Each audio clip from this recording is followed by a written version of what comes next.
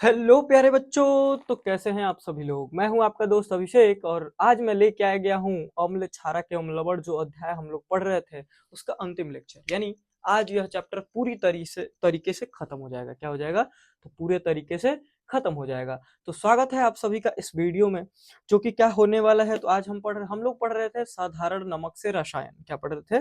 साधारण नमक से रसायन। उसमें हम लोगों ने क्या क्या पढ़ा था? तो सबसे पहले हम लोगों ने पढ़ा था कास्टिक सोडा। कास्टिक सोडा का फॉर्मूला जरा कमेंट करना। कास्टिक सोडा क्या पढ़ा था हमने? Caustic soda. कास्टिक सोडा का फॉर्मूला होता है NaOH। ठीक है। इसके बाद हम लोगों ने पढ़ा था विरंजक चूर्ण। विरंजक चूर्ण, विरंजक चूर्ण में क्या होता है? CaOCl2। इसके बाद हम लोग क्या पढ़ रहे थे? तो हम लोगों ने पढ़ा था खाने का सोडा या बेकिंग सोडा। Baking soda. तो बेकिंग सोडा हम लोगों ने पढ़ा था, तो इसका फॉर्मूला होता है NaHCO3। तो ये तीन कंपाउंड हम लोग पढ़ चुके हैं, यानी तीन जो यौगिक हैं हमारे, इनको हम लोग पढ़ चुके हैं। तो अब जब तीन पढ़ चुके हैं तो इसके आगे की वीडियो में आज हम बात करेंगे। तो इसके आगे का वीडियो जो होने वाला है उसमें हम लोग पढ़ेंगे आज धावन सोडा। क्या पढ़ने वाले हैं हम लोग? धावन सोडा, या इसको हम धोने का सोडा भी बोलते हैं, या इसको हम बोलते हैं वॉशिंग सोडा। ठीक है। तो हम शुरू करते हैं आज की इस वीडियो को। तो सबसे पहले जैसा कि हम लोग पुराने कंपाउंड्स के साथ किया है, तो सबसे पहले हम उसका साधारण नाम जानते हैं, रासायनिक नाम जानते हैं। उसके बाद हम उसका अणुसूत्र जानते हैं। तो सबसे पहले हम इसका क्या लिखेंगे? रासायनिक नाम। क्या लिखेंगे? रासायनिक नाम। रासायनिक नाम और उसके बाद अणुसूत्र। अणुसूत्र देखिए, इसको हम और अलग अलग नामों से जानते हैं। वॉशिंग सोडा, वॉशिंग सोडा, या धोने का सोडा। ये इसके अलग अलग क्या है? नाम है। रासायनिक नाम की अगर हम बात करते हैं तो नाम है इसका सोडियम, सॉरी ब्लू से लिख लेते हैं, sodium carbonate. Sodium carbonate decahydrate. Decahydrate. Sodium carbonate decahydrate, यानी इसका क्या नाम है? Sodium carbonate decahydrate. अणुसूत्र की बात करें तो Na2CO3.10H2O। अब देखो, सोडियम कार्बोनेट नाम में कोई दिक्कत नहीं हो रही होगी आप लोगों को। इस वाले नाम में कोई दिक्कत यहाँ हो रही थी सर, डेका हाइड्रेट क्या होता है? अब डेका हाइड्रेट क्या होता है, तो बच्चा पार्टी में थोड़ा सा इसको बता देता हूँ क्या होता है ये। अगर जल का एक अणु रहेगा, यानी जल का जैसे यहाँ 10 अणु है, तो एक अणु रहेगा अगर, तो उसको हम बोलते हैं मोनो। लास्ट में जोड़ लेंगे क्या? हाइड्रेट। क्या जोड़ लेंगे? हाइड्रेट। दो रहेगा तो हम बोलेंगे डाई हाइड्रेट। ठीक है। तीन रहेगा तो बोलेंगे क्या? Try hydrate. ट्राई। और 10 है यहाँ पे तो इसको बोलेंगे डेका। 10 को क्या बोलेंगे? डेका हाइड्रेट। बच्चा पार्टी ठीक है यहाँ तक। अगर 1/2 यानी हाफ आ जाए तो उसको बोलते हैं हेमी हाइड्रेट। क्या बोलते हैं? Hemihydrate. तो ये जल के अणुओं का रासायनिक नाम है, यानी जैसे जितने जल के अणु होंगे उतना उसका रासायनिक नाम होगा। ठीक है। तो यहाँ तक किसी को कोई दिक्कत नहीं है। तो यहाँ से 10 है तो उसको हम क्या बोलेंगे? डेका हाइड्रेट। बोलो बच्चा पार्टी, यहाँ तक कोई दिक्कत नहीं है। चलो आगे चलते हैं। आगे क्या है? तो आगे हम बात करेंगे इसके बनाने की विधि। बनाने की विधि क्या है? बनाने की विधि। बनाने की विधि। अब बनाने की विधि में हम क्या कह सकते हैं? तो देखो, इसको बनाने की दो विधियों का प्रयोग किया गया है। इसको बनाने के लिए दो विधियों का क्या किया गया है? तो प्रयोग किया गया है। सबसे पहली विधि पे हम बात करते हैं। तो जब हम, अब मान लो ये क्या है? NaHCO। ये क्या है? कितने लोग बताएंगे? ये कितने लोग बताएंगे कि ये क्या है? बोलो, कितने लोग बताएंगे इसका नाम? इसको जब हम गर्म करते हैं, क्या करते हैं? गर्म करते हैं। गर्म करने पर, गर्म करने पर क्या है? गर्म करने पर किसमें बदल जाता है? तो ये बदल जाता है Na2CO3 प्लस CO2 और प्लस H2।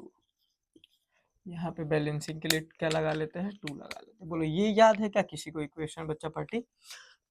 ये इक्वेशन कितने लोग को याद है? नहीं याद है तो बहुत मार खाओगे तुम लोग, ये कल ही पढ़ाया था मैं कि जब हम सोडियम बाइकार्बोनेट को गर्म करते हैं तो सोडियम कार्बोनेट और कार्बन डाइऑक्साइड और जल में क्या होता है, तो टूट जाता है। ये क्या है, सोडियम कार्बोनेट, सोडियम कार्बोनेट किसमें टूट जाता है, तो सोडियम कार्बोनेट जल में और कार्बन डाइऑक्साइड में। बोले यहाँ तक तो कोई दिक्कत नहीं है। तो ये है सोडियम कार्बोनेट, बट हमको चाहिए डेकाहाइड्रेट, तो हम इसका क्रिस्टलीकरण करते हैं। क्या करते हैं, क्रिस्टलीकरण, क्रिस्टलीकरण करते हैं जल के साथ, यानी 10H2O ले लेते हैं हम। क्या करते हैं, 10H2O लेते हैं, तब ये बन जाता है क्या तुम्हारा, तो बन जाता है क्या बच्चा पार्टी, Na2CO3 डॉट 10H2O, यानी ये बन जाता है आपका क्या, तो यहाँ हम लिख सकते हैं, इस रिएक्शन को लिख लो। क्या लिखेंगे, तो Na2CO3 प्लस 10H2O के साथ क्या करवाएंगे, इसका क्रिस्टलीकरण, तो ये क्या बन जाएगा, तो देख लो क्या बन जाएगा, Na2CO3 और डॉट 10H2O, यानी ये आपका क्या मिल गया, वॉशिंग सोडा, यानी धोने का सोडा, या हम इसको बोल सकते हैं सोडियम बाइकार्बोनेट डेकाहाइड्रेट। बोलो बनाने की विधि आपको याद रहेगी, ये इसकी पहली विधि है। मैं एक और विधि इसको बताने वाला हूँ। क्या लिखेंगे, तो जब हम सोडियम बाइकार्बोनेट को गर्म करते हैं और उसके बाद जल के 10 अणुओं के साथ इसका क्रिस्टलीकरण कर देते हैं, तो हमें क्या मिल जाता है, तो मिल जाता है क्या, धावन सोडा। लिख लो पहला सोडियम, लिख लो NaCO3 को गर्म करने पर सोडियम कार्बोनेट प्राप्त होता है। उसके बाद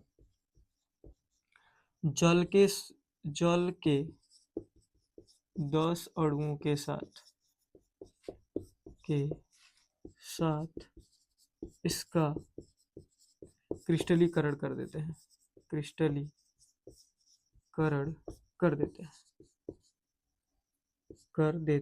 हैं, ठीक बा भैया, समझ में आई बा भैया, का समझाई नहीं हम भैया, तो समझाई नहीं हम कि जब हम NaHCO3 को गर्म करते हैं, किस पे गर्म करते हैं, तो क्या मिलता है, सोडियम कार्बोनेट, और वहां पे हम क्रिस्टलीकरण कर देते हैं कितना, तो जल के 10 अणुओं के साथ, तो क्या हमको प्राप्त हो जाता है, तो हमको प्राप्त हो जाता है वॉशिंग सोडा। बोलो यहाँ तक कोई दिक्कत नहीं है,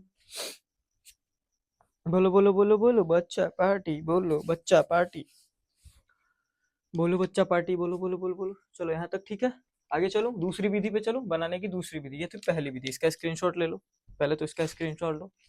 चलो दूसरी विधि पे चलते हैं।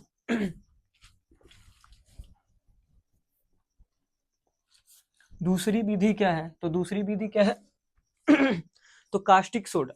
क्या करेंगे, कास्टिक सोडा या सोडियम हाइड्रोक्साइड, सोडियम, ये सेकंड विधि है, सोडियम, यहाँ ले लो सोडियम हाइड्रोक्साइड, और उसमें कौन सी गैस प्रवाहित कर दो, तो CO2, तो यहाँ बन जाता है, अरे सॉरी ये प्लस होगा, तो यहाँ पे क्या बन जाता है, तो यहाँ पे बन जाता है Na2CO3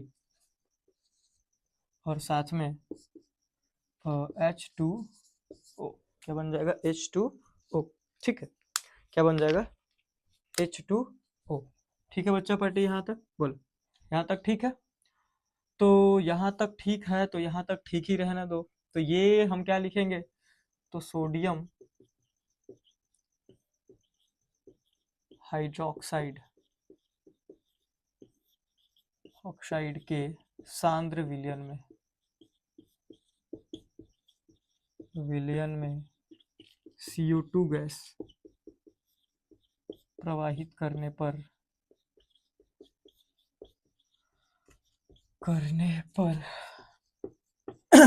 क्या प्राप्त होता है, तो सोडियम कार्बोनेट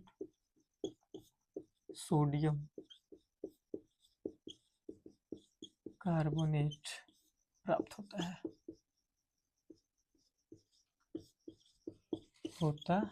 है। उसके बाद जल का वाष्पन करवा देते हैं, जल से वाष्पन करवा देते हैं, जल से वाष्पन करवा देते हैं। सबसे पहले यहाँ पे इसको याद रखना, इसको बोलते हैं सोडा एस या राख। फिर देखो, हमने सोडियम हाइड्रोक्साइड को लिया, उसमें कौन सी गैस को प्रवाहित किया? Carbon dioxide. बना क्या? तो Na2CO3। अब इसका हम जल के साथ फिर करवाएंगे, 10 जल के साथ करवाएंगे 10H2O। ठीक है बच्चा पार्टी, यहाँ तक याद रखिए। चलिए, तो इसके बाद बन जाएगा तुम्हारा क्या? Na2CO3.10H2। ये आपका बन के क्या मिल गया आपको? तो सोडियम कार्बोनेट यानी धावन सोडा। बोलो यहाँ तक कोई दिक्कत? ये समझ में आ गया तुम लोग को? तो ये है हमारी दूसरी विधि, ये है हमारी दूसरी विधि। बोलिए, ठीक है? बोलिए बोलिए बोलिए बोलिए बोलो बोलो बोलो बोलो। ठीक है, चलो आगे चलते हैं। थोड़ा सा इसको जल्दी खींचते हैं, ये कम आएगा। इसके बाद वाला थोड़ा सा इंपॉर्टेंट है। चलो, अब इसके हम उपयोग की बात करेंगे। इसकी बात करेंगे उपयोग। अब वॉशिंग सोडा है तो इसका उपयोग तो सबसे पहले क्या होगा? उपयोग, सबसे पहले उपयोग क्या होगा? कपड़ा धोने में, कपड़ा धोने में, कपड़ा धोने में, और भी दाग साफ सफाई में, यानी साफ सफाई में, साफ सफाई में, यानी कपड़ा धोने में इसका प्रयोग किया जाता है, और भी चीजों को साफ करने में किया जाता है। ठीक है बच्चा पार्टी? दूसरा क्या है? तो जल की कठोरता दूर करें, ये थोड़ा सा याद रखना है। जल की कठोरता दूर करने में, दूर करने में क्या है? तो जल की कठोरता दूर करने में क्या होगा? जल की कठोरता को दूर करने में किया जाता है इसका प्रयोग। ठीक है, इसका प्रयोग कपड़ा और पेपर, सॉरी तीसरा, कपड़ा और पेपर उद्योग में, यानी पेपर में जो पेपर उद्योग में इसका प्रयोग होता है। कपड़ा और पेपर उद्योग में। थोड़ा सा ये याद रखना तुम लोग, क्या? जल की कठोरता दूर करने में। ठीक है बच्चा पार्टी, तो मैं आशा करता हूँ कि आपको समझ में आया। ठीक है, अब इसके बाद हम अगले कंपाउंड पे चले। बोलिए बोलिए बोलिए बोलिए जल्दी से। किसी का कोई डाउट है तो कमेंट कर लो। चलो ठीक है, अगले कंपाउंड पे हम चलते हैं। ठीक है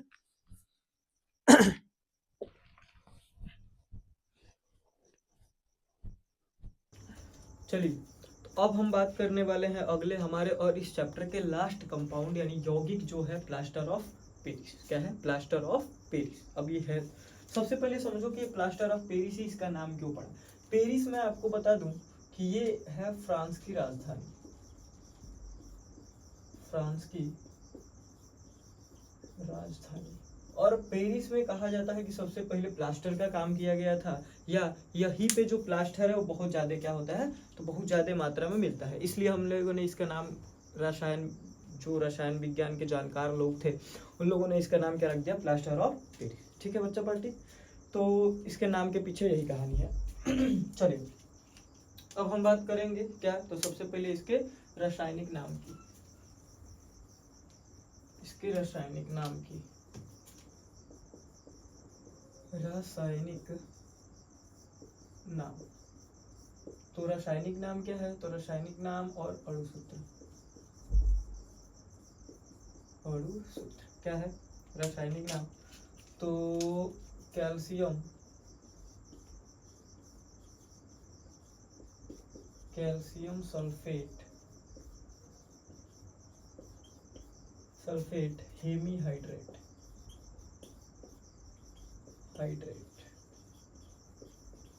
कैल्शियम सल्फेट हेमीहाइड्रेट, CaSO4.1/2H2। अभी मैंने बताया था कि हाफ को हम क्या पढ़ते हैं? हेमीहाइड्रेट। बोलो बच्चा पट्टी, यहाँ तक कोई दिक्कत है? बोलो बोलो बोलो, यहाँ तक ठीक है? अब देखो, इसके आगे हम बनाने की विधि पे बात करते हैं। बनाने की विधि,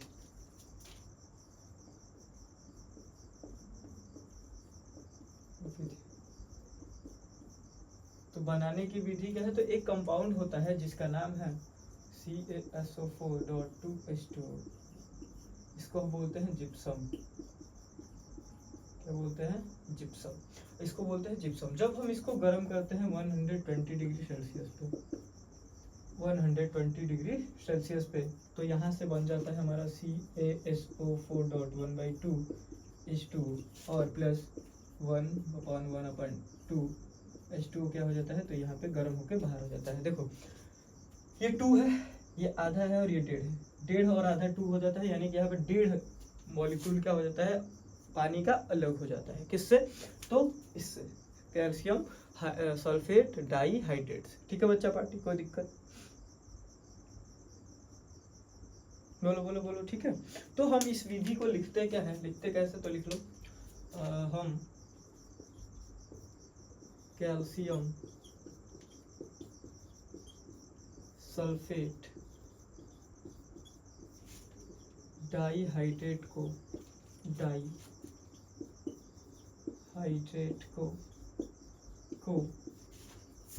120 डिग्री सेल्सियस पर गर्म करते हैं यानी ये है हमारा डाइहाइड्रेट, इसको क्या बोलते हैं, जिप्सम।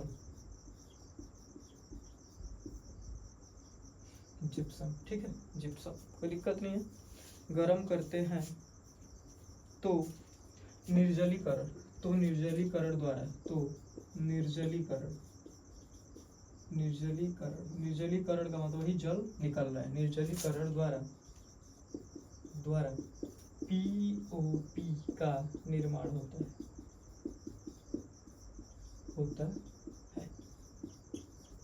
क्या होता है, तो पीओपी का निर्माण होता है, किसके द्वारा, तो निर्जलीकरण। क्या लिखेंगे हम, तो जब हम कैल्शियम सल्फेट डाइहाइड्रेट को 120 डिग्री सेल्सियस पे गर्म करते हैं तो निर्जलीकरण द्वारा पीओपी का निर्माण होता है। निर्जलीकरण का मतलब होता है जल का निकलना।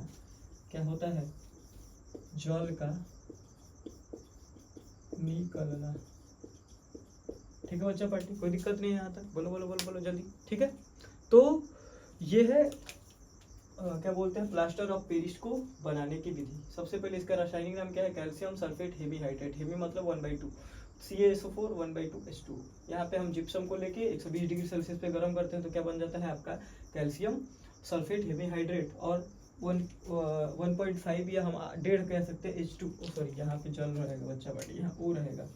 ठीक है, निकल जाता है और इसको हम लिख देते हैं। ठीक है यहाँ तक, बोलो बोलो बोलो बोलो बोलो। चलो इसके आगे अब हम इसके उपयोग की बात करेंगे। किसके उपयोग की, तो इसके उपयोग की बात करते हैं। क्या है इसके उपयोग, सबसे पहले कितने लोगों ने ऐसे किया है, हाथ टूट जाता है, इसे बांध के इसे गर्दन में लटका के चलते हैं, भैया मेरा तो हाथ टूट गया। ठीक है, तो वो जो होता है वो चढ़ाया जाता है, वही होता है पीओपी। यानी सबसे पहला उपयोग हम लिख देंगे टूटी हुई हड्डियों को जोड़ने में। पहला, टूटी हुई हड्डियों को जोड़ने सबसे पहला काम तो यही है बच्चा पार्टी, टूटी हुई हड्डी को ये क्या करता है, जोड़ता है। दूसरा उपयोग हम क्या कह सकते हैं, तो इसका उपयोग सजावटी सामान के लिए होता है, सजावटी सामान एवं मूर्तियां बनाने में,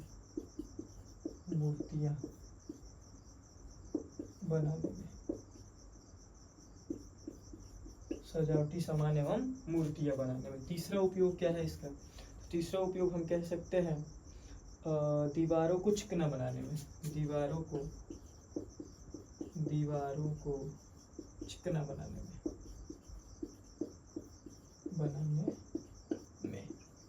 ठीक है, तो ये थे इसके सारे के सारे इतने उपयोग। ठीक है, तो आज का ये जो चैप्टर है आपका अम्ल क्षारक के अम्लवण, ये कम्प्लीटली खत्म हो चुका है। क्या हो चुका है, कम्प्लीटली खत्म हो चुका है। तो आने वाले रविवार को हम लोग प्रयास करेंगे कि इसकी एक लाइव क्लास लेके और इसके जितने भी MCQs बन सकते हैं, जो भी क्वेश्चन यहाँ से बन सकते हैं, उनको हम लोग क्या कर ले, तो सॉल्व कर ले और अपने आप को अच्छे से बोर्ड की परीक्षा के लिए तैयार कर ले, क्योंकि बोर्ड का टाइम टेबल भी आ चुका है। क्या हो गया है बोर्ड का टाइम टेबल आ चुका है। तो अपनी कुर्सी की पेटी को बांध लो और बहुत ही अच्छे तरीके से पढ़ाई में लग जाओ। क्या करो, बहुत ही अच्छे तरीके से पढ़ाई में लग जाओ। जितना भी घूमना था, ड्रामा करना था, वो हम लोग कर चुके हैं। अगर इसके बाद हम ड्रामा करेंगे तो समझ लो हमारे साथ भी ड्रामा ही हुआ। यानी अगर हम मन में सपना सोचे होंगे 95 का और काम कर रहे हैं और हम पढ़ाई नहीं कर रहे हैं, तो हमारा 95 नहीं 65 भी नहीं आएगा। फर्स्ट डिवीजन पास होना भी मुश्किल हो जाएगा। ठीक है, तो आशा करता हूँ कि आप लोग को ये चैप्टर समझ में आया होगा। नहीं समझ में आया तो पूरी पूरी प्लेलिस्ट को चेक करो और पूरा चैप्टर एक बार फिर से पढ़ो, और पढ़ के उसके बाद इसके क्वेश्चंस को लगाओ। ठीक है, तो अब हम शुरू करेंगे क्या, तो हम लोग इसके बाद शुरू करेंगे बायो का दूसरा चैप्टर, नियंत्रण एवं समन्वय। तो थोड़ा सा उसके बारे में आउटलाइन बना के आएंगे, थोड़ा सा पढ़ के आएंगे। ठीक है, आज के लिए बस इतना ही, और जय हिंद।